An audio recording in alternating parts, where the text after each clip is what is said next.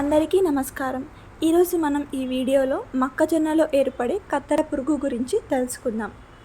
సాధారణంగా ఖరీఫ్, రబీ కాలాల్లో ఈ పంటకు ప్రధాన సమస్య కాండం తొలిచే పురుగు. కానీ గత 3-4 ఏళ్లుగా కాండం తొలిచే పురుగు కంటే కత్తెర పురుగు ప్రమాదకరంగా మారింది.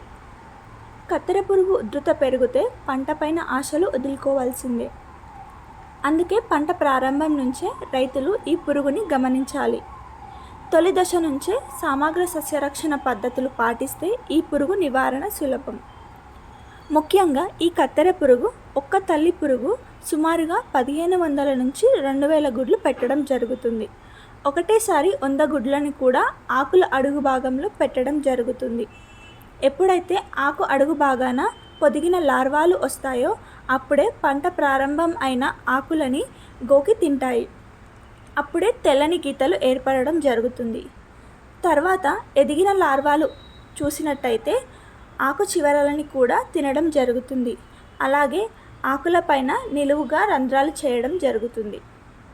ఒక్కసారిగా పంటని చూసినట్టయితే పంట అంతా కత్తిరించినట్టు కనబడుతుంది.